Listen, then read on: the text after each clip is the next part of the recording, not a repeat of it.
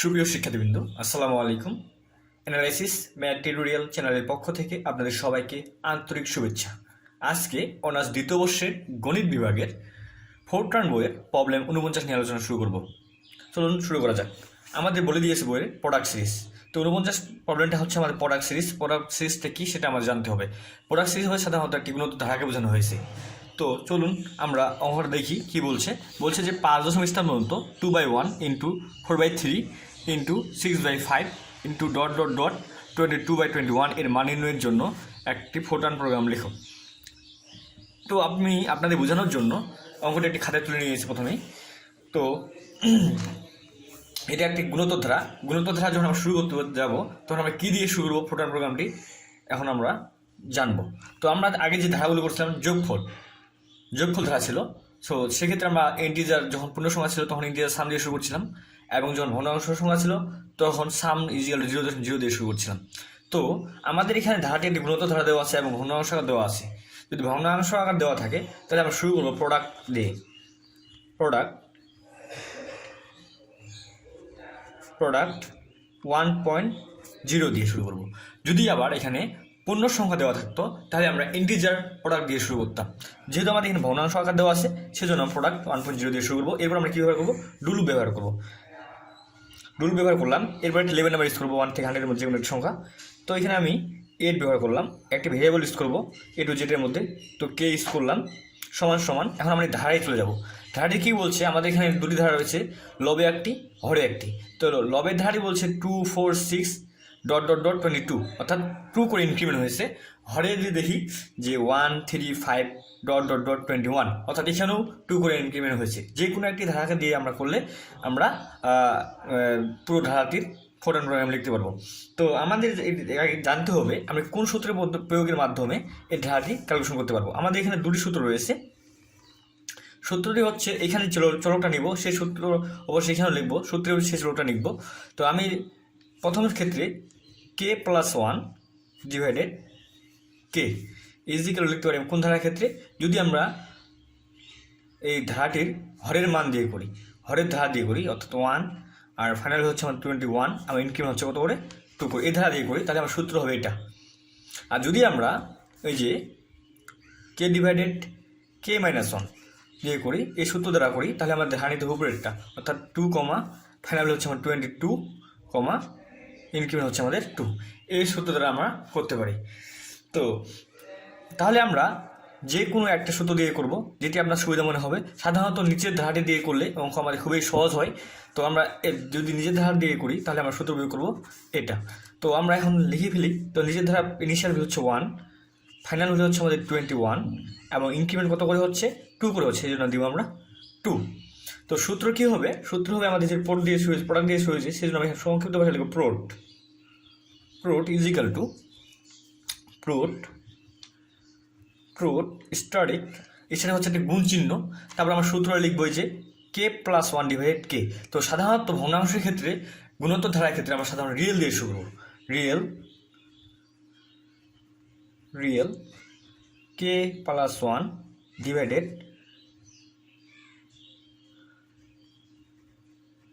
Real কে। এবার কী করবো আমরা? যেহেতু আমাদের সূত্র প্রয়োগ হয়ে গেছে, এখন দেখবো এই বিশ্লেষণ করে দেখবো আমরা এই ধারাটির প্রথম মানটা পাই কিনা।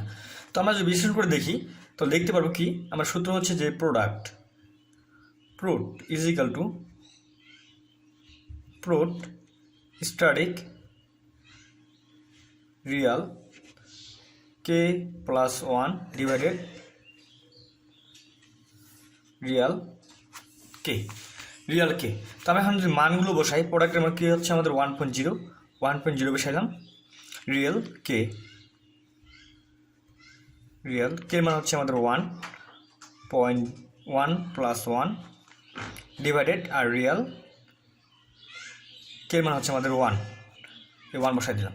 তো আমরা যদি ক্যালকুলেশন করে দেখি যে 1.0 ইন্টু এর উপরে 1 যোগ করলে 2 হয়, নিচে কত হয় আমাদের 1 হয়। তাহলে এটার সাথে পুরো গুণ করলে আমরা কত পাই? 2/1। তাহলে আমরা সূত্র প্রয়োগ করে এই প্রথম মানটা পেয়ে যাই। তো এইভাবে সূত্র কতক্ষণ পর্যন্ত চলতে থাকবে? যতক্ষণ পর্যন্ত প্রোডাক্টের মানটা 22/21 না আসে ততক্ষণ পর্যন্ত এভাবে চলতে থাকবে। সেজন্য আমাদের 11 নাম্বার 8কে কন্টিনিউ করতে হবে। কন্টিনিউ। এবার কী হবে, প্রোগ্রামটিকে প্রিন্ট করবে। তো প্রিন্ট লিখলাম, প্রিন্ট করার পর আমাদের দেখতে হবে আমাদের কী বলছে। আমাদের ধারাটিকে পুরো বলে দিয়েছে 5 পর্যন্ত কী করবে, স্থান পর্যন্ত মান নির্ণয় করবে। যদি 5 স্থান পর্যন্ত নির্ণয় করতে বলে তাহলে আমরা প্রিন্টের একটি 11 নাম্বার ব্যবহার করতে হবে। আমরা যে এই 11 নাম্বার ব্যবহার করছি 8কে, এখানে সে 8 ব্যবহার করা যাবে না, 8 ব্যতীত অন্য কোনো সংখ্যা। তো আমি নিয়ে নিলাম এখানে 9। তাহলে কী হবে, 9, প্রোট লিখে ফেললাম। এখন কী করবো, এই 9 কেন একটা ফরম্যাটের জন্য আমরা 9কে লিখছি এখানে 11 নাম্বার হিসাবে। কী ফরম্যাটে নিয়ে আসবে, মানটাকে 5 স্থানে নিয়ে আসবে। সেজন্য আমরা লিখব 9 ফরম্যাট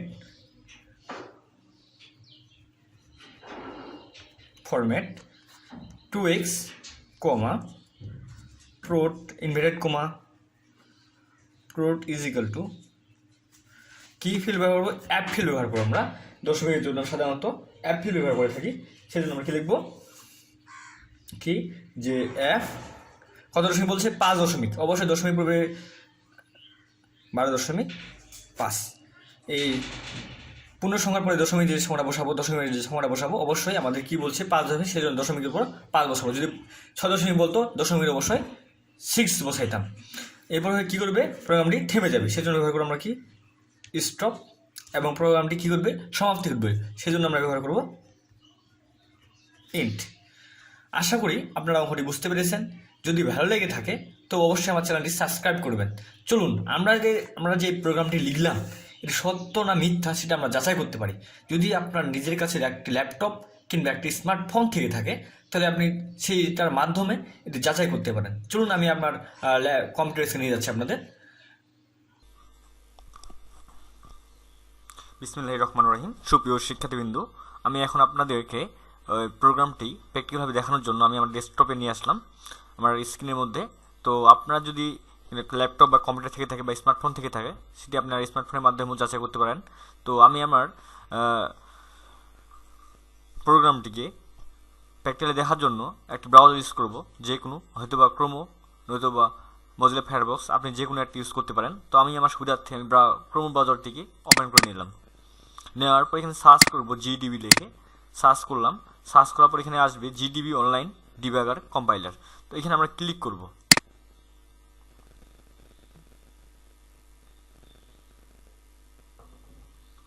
ক্লিক করার পর এখানে একটা আমাদের প্রভাব চলে আসবে। প্রভাবে আমরা ডান সাইডে চলে যাব সিলেক্ট অপশনে। সিলেক্ট অপশনে ক্লিক করার পর অনেকগুলো এখানে লেখা দেখতে পাচ্ছি, এগুলো একটি কম্পিউটারের ভাষা।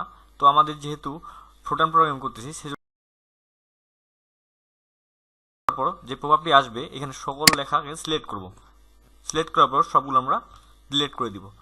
তো যখন আমরা প্রোগ্রামটি লেখা শুরু করব তখন আমরা কিছু ব্যাক স্পেস দিয়ে নিব। নেওয়ার পর আমরা এখন খাতায় যাই। তো আমাদের কি করছিলাম ওটা এখানে যে 5 স্থান পর্যন্ত প্রোগ্রামটির একটি প্রোগ্রামটির একটি কি ফোরট্রান প্রোগ্রাম লিখছি। প্রোগ্রামটি কীভাবে লিখছি, আমরা প্রথমে শুরু করছিলাম প্রোডাক্ট দিয়ে 1.0 লিখছি, তারপর লিখছি ডু 8K 1,21,2। তো আমরা লিখে ফেলি এখানে। যখন আমরা প্রোগ্রাম লেখা শুরু করবো অবশ্যই সবগুলো বড় হাতের অক্ষর দিয়ে শুরু করতে হবে। তো আমরা কি লিখবো, প্রোডাক্ট ইজ ইকুয়াল টু 1.0। এবার আমরা ছিলাম ডু এর পর 11 নাম্বার ইউজ করছি 8। এরপর কি ব্যবহার করছি আমরা একটা ভ্যারিয়েবল কে। এরপর আমরা লিখছি নিচে যেহেতু আমরা হরের ধারা দিয়ে করছি সেজন্য আমরা হরের ইনিশিয়াল ভ্যালু 1, ফাইনাল ভ্যালু 21 এবং ইনক্রিমেন্ট 2 নিছি। তো আমরা লিখে ফেলি এখানে k is equal to initial value হচ্ছে 1, ফাইনাল ভ্যালু হচ্ছে 21, দিতে হবে আমাদের ইনক্রিমেন্ট হচ্ছে 2। এবার আমাদের কী প্রয়োগ করছি, এবার আমরা সূত্র প্রয়োগ করছি। সূত্রটা কি, prod is equal to prod static. Static হচ্ছে আমাদের গুণ চিহ্ন। ফোরট্রান প্রোগ্রামিং ভাষায় আমরা গুণ চিহ্নকে স্টার চিহ্ন হিসেবে ব্যবহার করে থাকি। তো লিখি আমরা এখন লিখে ফেলি এখানে প্রোট is equal to prod static. কি লিখবো আমরা, যে লিখছি এখানে রিয়েল কে প্লাস 1। আমাদের সূত্র এখানে আমি আপনাদের খাতায় ভালো করে বুঝিয়ে দিয়েছি, বিশ্লেষণ করে দিয়েছি। তো এখানে লিখবো রিয়েল কে প্লাস 1। ডিভাইডেডের ক্ষেত্রে ফোরট্রান প্রোগ্রামিং ভাষায় ভাগ চিহ্ন ব্যবহার করা হয়, স্ল্যাশ চিহ্ন ব্যবহার করা হয়। এবার কি লিখছি আমরা, রিয়েল কে, রিয়েল কে। এরপর কি করবে, প্রোগ্রামটি যখন সূত্র প্রয়োগ হয়ে যাবে, আমরা সবসময় জানি যে সূত্র প্রয়োগ হওয়ার পরে পরে এই যে লেভেল নাম্বার 8কে কন্টিনিউ করবো, সেই জন্য আমরা 8কে এখানে কন্টিনিউ করবো। এখন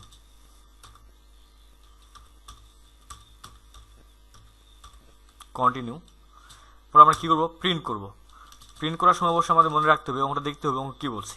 তো অঙ্ক বলছে যে 5 দশমিক স্থান পর্যন্ত, যখনই 5 দশমিক স্থান পর্যন্ত চাইবে তখন আমরা প্রিন্টের পরে একটা লেভেল নাম্বার ইউজ করবো। লেভেল নাম্বারটা কেন ইউজ করবো সেটা আমি আপনাদের খাতায় বুঝিয়ে দিচ্ছি, তারপর আরেকবার বলে দিচ্ছি যে দশমিক স্থান পর্যন্ত যখন মান নির্ণয় করতে বলবে তখন প্রিন্টের পরে একটা লেভেল নাম্বার ব্যবহার করতে হবে।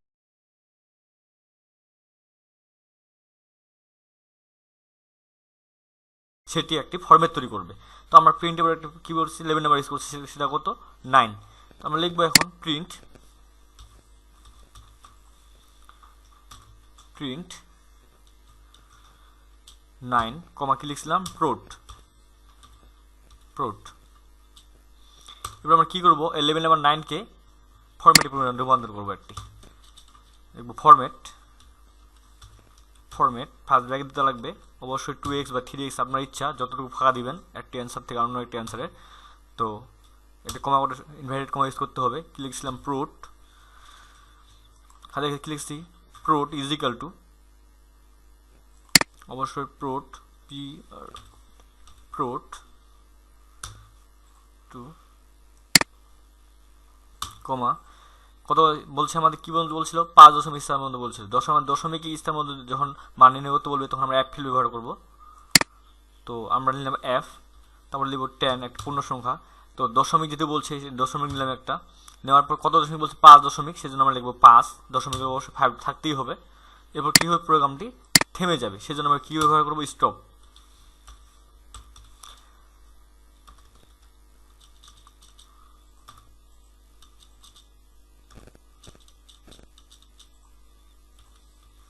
স্টপ। এরপর কী হবে, প্রোগ্রামটি সমাপ্তি করবে, সেজন্য আমরা লিখবো ইন্ট, ইন্ট। আমাদের প্রোগ্রামটি লেখা শেষ হয়ে গেছে। এখন আমরা কি করব, এর রানে ক্লিক করব। রানে ক্লিক করলে আমাদের অ্যান্সারটা চলে আসবে। তো আমাদের অ্যান্সার চলে আসছে 0.00। তো আমাদের অ্যান্সার আসবে 0। আশা করি আমার ক্লাসটি আপনাদের ভালো লেগেছে। যদি ভালো লেগে থাকে অবশ্যই আপনার ফ্রেন্ডের সাথে বেশি বেশি করে শেয়ার করবেন, আমার চ্যানেলটি সাবস্ক্রাইব করবেন। ধন্যবাদ।